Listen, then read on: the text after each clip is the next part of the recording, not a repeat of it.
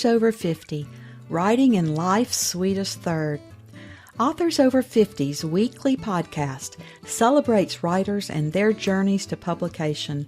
Writing after 50 is a whole story on its own, so let's skip to life's sweetest third and talk with authors about their journey from pen to publish. Welcome. I'm Julia Daly, your host, and I invite you to listen to interviews with writers who've achieved their goal of publishing a book just later in life. We've seen award lists for under 30 or under 40, but I've yet to see lists for those who've achieved a significant milestone of their own, launching a new career and publishing their first book after the age of 50. We will hear about these authors' inspirations, struggles, strategies, and the smell of that first book. These writers' journeys inspire me because I'm one of them. My guest today is the editor of Portugal Letter magazine and a feature writer for the Algarve magazine. She is the author of the Algarve Dream Series of travel memoirs and the author-curator of the Travel Stories series of anthologies. Her latest book, Cat the Dog, The Remarkable Tale of a Rescued Spanish Water Dog, is already a bestseller on both sides of the Atlantic. She lives in Portugal with her husband, Dave, a professional photographer, and Zara, their much-loved, newly rescued, crazy Spanish water dog. Welcome to Authors Over 50, Alyson Sheldrake. Thank you so much, Julia, for having me. It's an absolute pleasure to be here. We're so happy to have you all the way from Portugal today. Alyson, our opening question is always, what took you so long to write your first book? Well, I was a graduate and then I joined the police. So I'm not quite sure, that wasn't quite in the plans. So that was back in the UK. I actually did 13 years as a police officer, jumped ship and moved over into education. And I ended up, I'm not quite sure how, within about 4 years of leaving the police, I was actually a director of education and I managed over 130 schools in Devon in the UK. So part of my answer is that's why, because I was too busy working. But my husband and I, we fell in love with a little fishing village out here in the Algarve in Portugal. Bought a house when my husband retired from the police. He did his full 30 plus years. We decided to throw everything up in the air, pack everything and move out here to live. So that was 12 years ago now. And initially, I started a blog when we moved out here. So that's, I guess, when my writing started. And we ran that blog very successfully for a long while. But there were lots of stories that didn't quite fit the professional blog that we ended up with. We won lots of awards for it. And it was we tended to focus more on the places in the Algarve, holidays, events, and featuring other kind of writers and artists that were out here. I took up art, which had always been my hobby back in the UK. But all those stories kept bugging me. They wouldn't go away. They didn't quite fit the blog. And then someone actually turned around to me one day and said, "Oh, you took a story. You ought to write a book about all your adventures in the Algarve." So that's what spurred me on to actually sit down and actually try and write a book. And the result was this one, Living the Dream in the Algarve, Portugal, which was my first book, which I released when I was 51. So it took me that long to finish all that full-time work, move out here to live, and then start our new life. And that became a natural reason to write a travel memoir, really. So that's why. But I'm so delighted I did. It really did change my life writing that first book. Well, a lot of people might not be familiar with that area of Portugal. Can you tell us just a brief synopsis about it? Yes, of course. Well, it's actually this, if you look at Portugal, which is quite a small country attached to Spain, I think a lot of people think it's like Spain. we thought that too initially before we came here on our first holiday. The people here are wonderful. The food's amazing. The beaches are stunningly beautiful. And the Algarve is the most southern region of Portugal. So we have the best weather. I always joke to say the best beaches, although I have to say some of the West Coast beaches further north are amazing as well. It's just a beautiful, gentle, stunning place to live, and we're surrounded by Portuguese neighbours. We wanted to live in a very Portuguese traditional community, so we live out here on the west coast, 5 minutes away from the most beautiful beaches, and we just have a really gentle, quiet, peaceful way of life out here. I absolutely love it, so I can highly recommend it. It sounds wonderful. And I hear so many Americans moving to Portugal. So the country is really attractive to a lot of people. Yes, and it's actually quite an easy country, even for sort of third country nationals to arrive. You can get your D7 visa. They've actually started new visa schemes as well for remote workers. So if you want to be an author, you can come here and work, and you'll be given residency very easily. It's quite a simple country to actually settle in. The Portuguese are very welcoming, so it's a good place to be, and it's so inspiring here. Of course, it's wonderful. A cover designer moved from San Francisco to Portugal, and she posts the most beautiful photos of her travels around the country. So I always enjoy looking at those. It's when my husband, that was his hobby. I was an artist as a hobby really in the UK, and he always had a camera with him, but never had real chance to do that. So the minute we retired out here, he took up photography professionally. So I'm surrounded by wonderful photographs all the time of this beautiful place. So, and we have a big newsletter we send out each month, and we always share his photos and my art in there. So it's such a beautiful place to share. It's not difficult to write about or to encourage other people to enjoy. So it's good. Well, once you wrote your first book, how did you proceed? Did you search for an agent, decide to choose a hybrid, a small press, or did you self-publish? I self-published. I was very keen to do that, really. I'd met some other authors online, and shared advice and support with. And I was very lucky. I found a company called Ant Press, who are actually based in Australia, and they help you to format and publish your book professionally. And it was one of the best things I did, was to sort of join forces with them. They're not a hybrid publisher. They don't take any money from you. All they do is help you to create a professional product. And that's what I really wanted to have. I had my own photograph and my own cover design, obviously through Dave, my husband. But when it came to that formatting inside, I knew I wanted it to be as professional as I could. So I was very happy to pay for that part of the publishing process to be covered by someone who knew what they were doing. But apart from that, I was always very happy with the idea of independently publishing my book. And I think now with Amazon and Kindle, it takes a while. I'm not going to say it's overnight, you're there and you know what you're doing. It takes a while to learn how to do that. But there's so many guides and books and videos on YouTube and people to help you. It's not difficult to bring a book to fruition, really, and to have it online, for Amazon and Barnes and Noble and everybody else to purchase. So I think there are just steps that you need to learn how to take. But I wasn't at all daunted by it. I was quite excited by it, really. It was something new to learn, a whole new process to get my head into. But I think the traditional route, I was put off really by the fact, even if you can find yourself an agent or you can find a publisher, you're probably going to have to wait 2 years for that book to actually come out. And you haven't really got as much of your own handle on things like the cover and, the final product. And I was really excited to own my own book and to know that I'd done it all myself. So very happy to take the self-publishing route and would recommend it, definitely.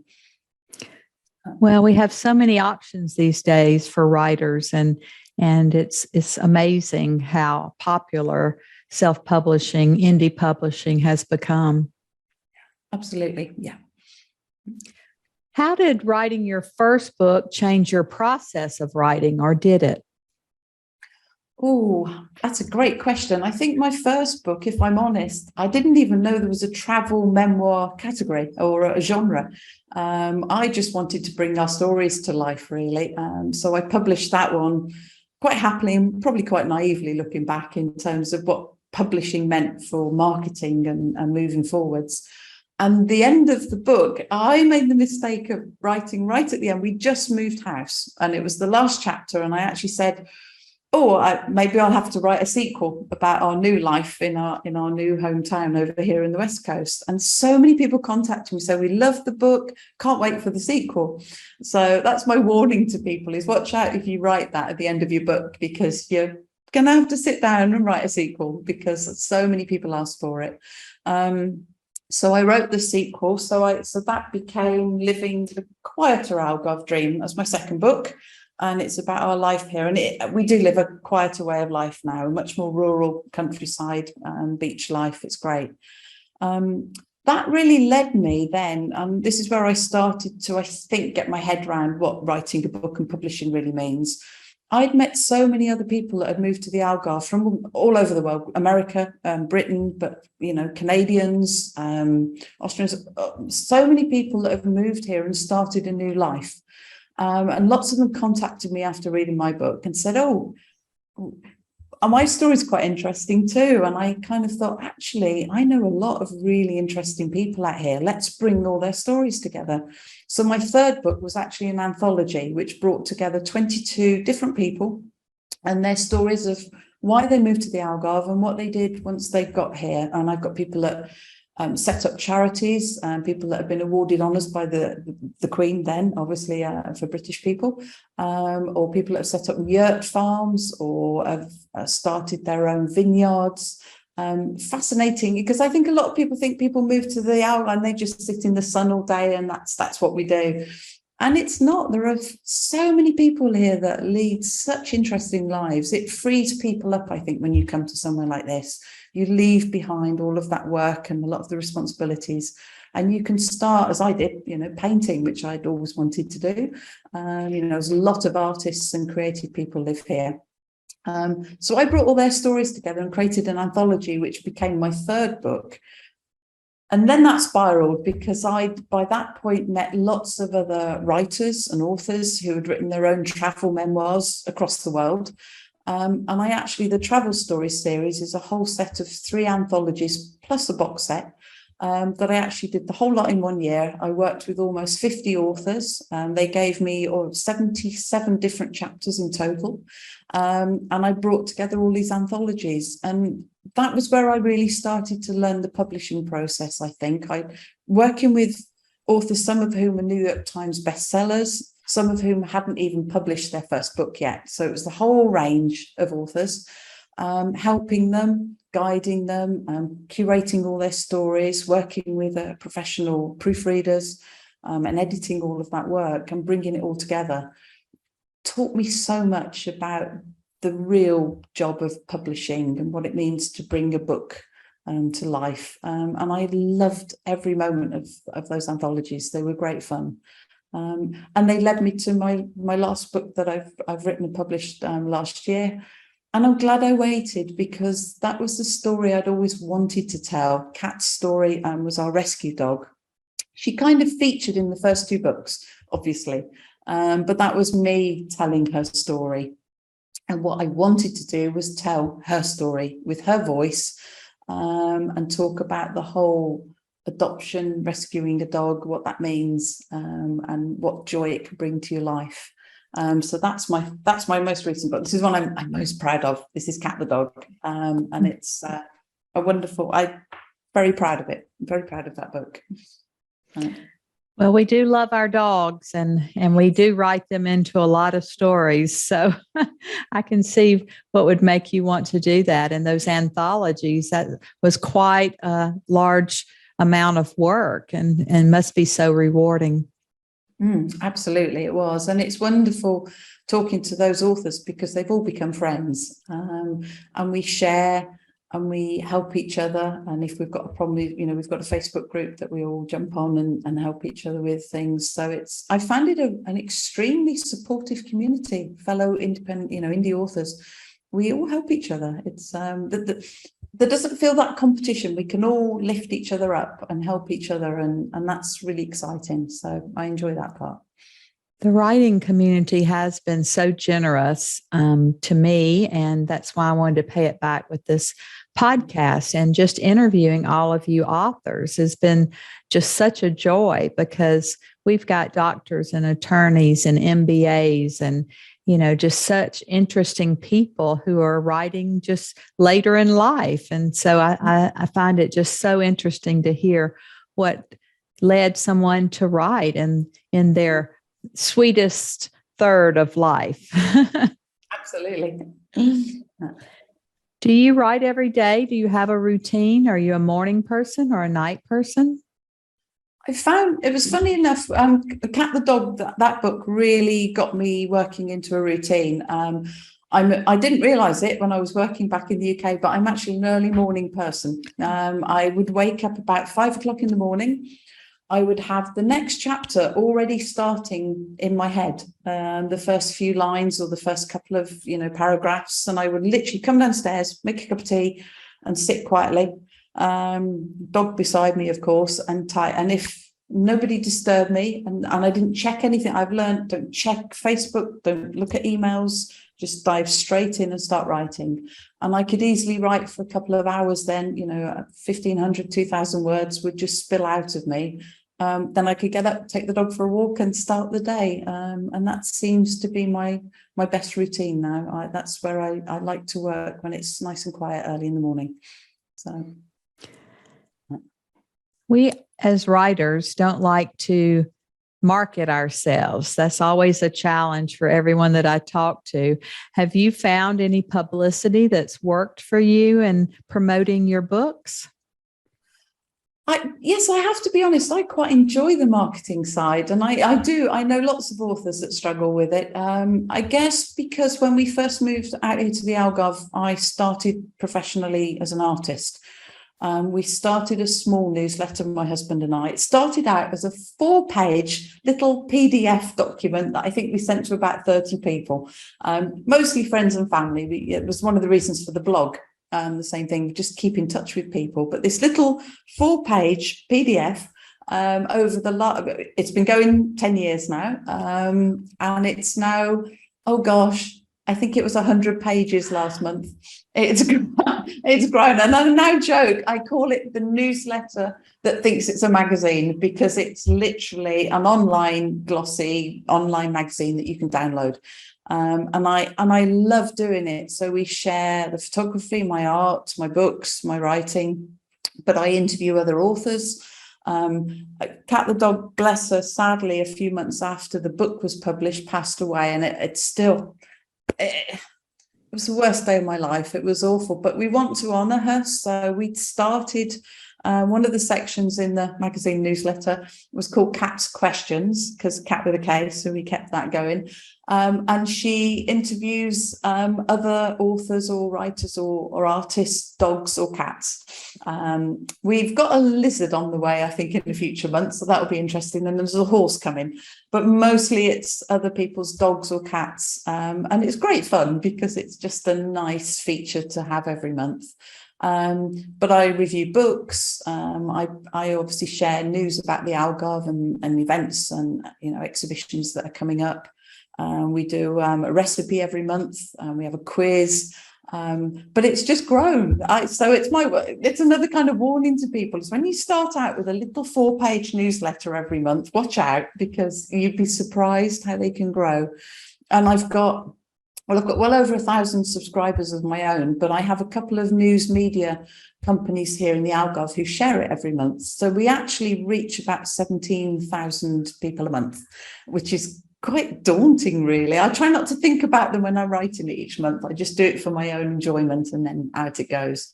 But we've got such loyal followers. I have people that literally have subscribed 10 years ago and still every month open and love their newsletter, which is wonderful, isn't it? And I think that's one of the best ways to market. I mean, I've done Amazon ads, I've done Facebook ads, I've got all the social media platforms you're supposed to have. But I think it's that newsletter that's the one thing that makes a difference, because people get to know us. And I think that's important. I know I have several authors that I follow and love, and I get their newsletters. And there's something about the personal touch that I really like with those. It's not just, oh, I've got a new book, buy me, come and, or it's not overt marketing. I don't like that. I don't like to do that.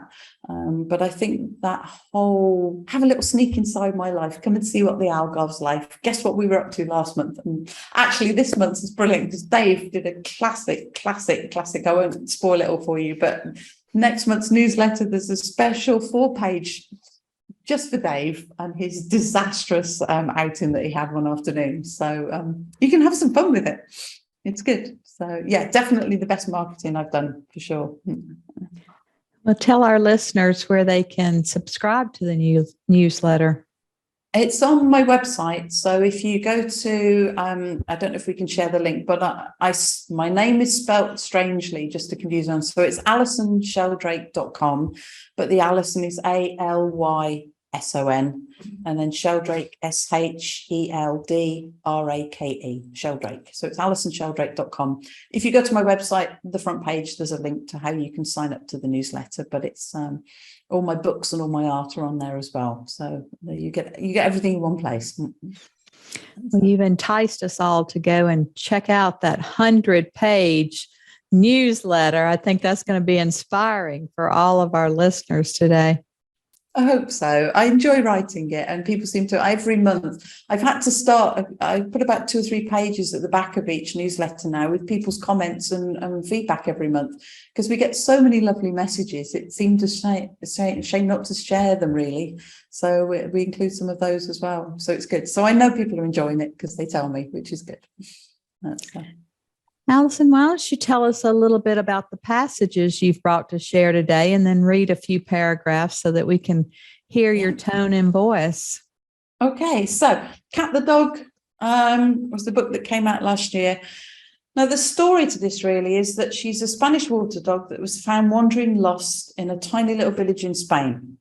We have a friend that runs a charity in the Algarve who found her, brought her back to the Algarve, and we adopted her from there. Now, we know nothing of Kat's life before that moment where she was found, but there were so many things that Kat responded to, that she was frightened of, she was petrified of so many things when we first got her, that I wanted to write the story trying to explain some of her early life as well. And obviously that's fiction, but I used everything that she taught me and that we learned from her to build that story up.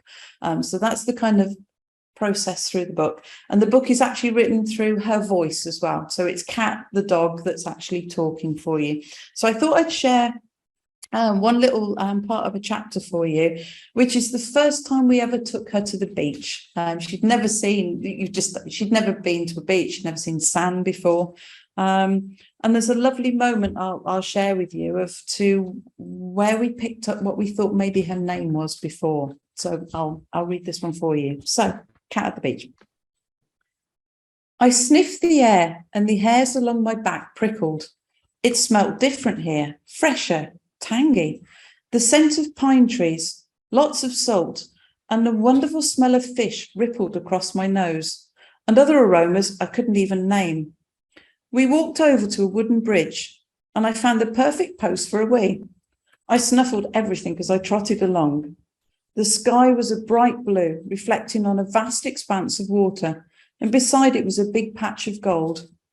We walked across a wooden path and down some steps, and I hesitated at the bottom. It's sand, Cat. This is a beach. It's okay. It won't hurt you. Alyson unhooked my lead. There you go. You can explore it all at your own pace. Come on. I took a step forward, slowly putting my front paws down. I blinked in surprise. My feet sunk into the sand. It was soft and settled between my toes. I bent down to sniff it. Addition! I sneezed loudly. It had all gone up my nose. I scuffed my nose with my paw and sneezed again. Alyson laughed at me. Right, must remember not to breathe in when I sniff this stuff. I lifted my nose up and investigated the air. It was intoxicating. The blood rushed to my head as I stood there, taking it all in. I'm alive in this magical place. Suddenly I leapt forward, enjoying the sensation of the sand beneath my paws. I ran, skidding round in a big circle, then plopped down to lie on the ground. I rolled over on my back, waving my paws in the air, and wriggled from side to side. It was scratchy and invigorating, marvellous. I ran off again, the breeze gently whipping across my face. I stopped and stared at the water. It was a little scary. Alyson told me they were called waves, and they were tipping and whirling, curling into white cones as they reached the shoreline. They made a noise too, like a deep growl, with a boom sounding as each one rocked and crashed down into the water. I wasn't sure about them and kept away from the edge. I was happy where I was. The sun warmed my back as I dug my paws into the sand. I wonder what's underneath. How far down can I get? I swept the sand beneath me, and it shot up in a fine spray as I powered through it. It was great fun, powder soft and yielding, as I picked up speed with my paws, scrabbling and scooping, the hole getting deeper. The sand was cooler underneath and firmer. I looked around, satisfied I had burrowed far enough, and sank into the hole, panting. You've got sand all over your nose, little one. Alyson sat beside me and put her arm around me. You certainly look like you're enjoying yourself. Dave chuckled. She's dug a big enough hole. She was scraping and shoveling her paws like a lunatic. I pricked up my ears. Did he just say Luna? Hang on, did you see that when you said the word lunatic? Her ears shot up and her face changed. Lunatic, Luna. Alyson was staring at me. I tipped my head to one side. That word seems to mean something to her. Luna's a common name. It means moon. I wonder if that was her name before. She definitely reacted to it. Too right, I did. I felt a shiver crawl along my back. That's not a name I want to remember. Well, if it was her name, I don't think she liked it very much. She must have some terrible memories tucked away inside her, poor thing. At least she has a new name now. Cat the dog seems to suit her so well, little monkey that she is. Alyson jumped up and I leapt around her, eager to leave the name Luna far behind me. We walked the length of the beach and Dave took lots of photos of us, and then it was time to head back to the car. I had a last glance at the beach before we left. Inside, I was a young puppy again. It had been such fun digging and racing around. Alyson gave me some water. I drank thirstily, then looked down into the bowl. There was a pile of sand swirling around in the bottom. It must have come out of my nose. We arrived home and I collapsed onto my bed after I'd eaten my dinner. All that running and digging had worn me out. I fell asleep upside down with my legs in the air, and the last thing I heard was Alyson saying, "Look at our little girl, fast asleep like that. She certainly enjoyed herself on the beach today, scampering around and digging that big hole. She's such a darling. I love her so much." There's a little excerpt of Cat the dog for you. That's lovely. I could just see her running around that beach. She loved it when she worked out what it was. Yeah. What's the personality of that breed? It's a wonderful breed. She sat beside me now. We've rescued another Spanish water dog. They're a very bright, very intelligent, and very loyal breed of dog. Amazingly so. It's interesting because you have a Spanish, a Portuguese, and an Italian water dog. And then the Lagatu, the Italian water dog, literally won Crufts last week. So it's becoming quite a famous breed. The Portuguese water dog, obviously Barack Obama was famous for adopting. I think he had two. And the Spanish water dog, they're a very interesting breed because they have a very interesting coat that doesn't actually shed. So it's great if you've got allergies. It's a very tight curly coat and it just gets sheared like a sheep. Once or twice a year, you just take the whole coat off as if you're shearing a sheep. And they're a farm dog, really. So they're used to either herding or if someone's shooting birds, they'll collect and retrieve. But they're an extremely loyal, wonderfully loyal dog. They're beautiful, but very bright. They need a lot of walking, a lot of exercise. It's not a stay at home and snooze all day dog. But we fell in love with Kat's picture when we saw it online. We knew we wanted to rescue a dog, and we took one look at this gorgeous face and went, that's our girl. We had 8 wonderful years with her. So it was, rescue dogs all the way for me, definitely. Alyson, do you have any other books in you?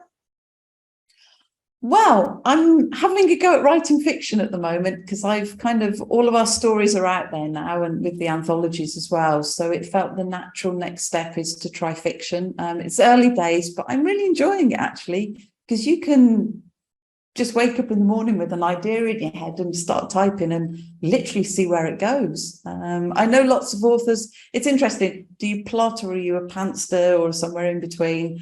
I'm fascinated. I saw a recent interview by Lee Child, the Jack Reacher.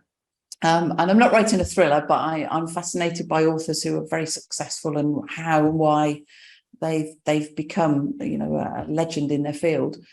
And he starts off, he was interesting. He said he didn't want to know what was happening, because he wanted to be the reader as he was writing. He wanted to be inspired and thrilled by what he was writing. And he felt that the edge would be lost if he'd already planned what the ending would be. So he starts out literally every morning with just a couple of lines in his head and carries on with those. So I thought, well, if it's good enough for him, then it's an okay way for me to try and write as well. So I'm really enjoying it.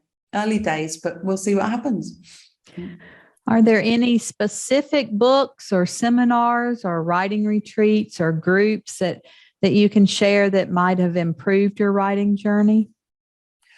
Yes, I think quite a few. I think the first group, I have to say, is there's a Facebook group called We Love Memoirs. And they have been amazingly supportive. It's a very exciting group. They devour books. They really enjoy their books.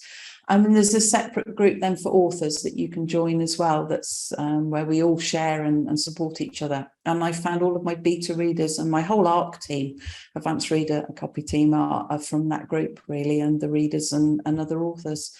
So I found them hugely useful as a group. I'm always inspired by the 20 books to 50K Facebook group. That's, just to hear stories of people who are making 6-figure sums from their writing as independent authors. I think some people can be put off by that, but I'm always inspired by hearing others' success, because you can always learn something from them. So I think they're really good. In terms of support and guidance, I like David Gauguin, who actually, funny enough, lives in Portugal as well. He's up on the north coast, about 2 hours above me. I didn't realise that to start with, but he writes very good books on how to be an author, and he sends out a brilliant newsletter. It's always fascinating, so he's a really good one. And then there's a guy called Matthew J. Holmes with an L, Holmes. He sends out a very good newsletter on Amazon and Facebook ads. So I think those are probably my go-to. There's a few others that over the years I found very useful as well, but those for me stand out, definitely. Well, speaking of success, what does writing success look like to you? Well, that's a really hard one, isn't it? Because it depends why we want to write. I think some people, particularly for memoir, just have a story they want to share, or they have memories that they want to record to make sure maybe their family and friends have a record. Some of us like the 20 books to 50K and the idea that you can actually make a profit, that you can actually make this a business and a success. And I think there's anything in between those 2 points, really. For me, I have to say, I received a wonderful email from someone only last week who said that they'd read Cat the Dog and they loved the book so much that they've literally rescued a Spanish water dog of their own. And that's what it's about for me. I give 15% of the profits to that book to rescue charities, both local and Spanish water dogs as well. So for me, to know that somebody actually read that book and picked up her story to such an extent that they wanted to go and rescue their own Spanish water, was wonderful. That's success for me, I think.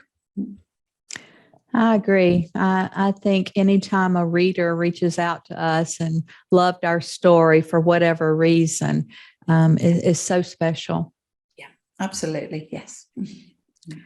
Well, as always, our last interview question is, our writers over 50 are a unique set. Do you have any advice for writers 50 and above?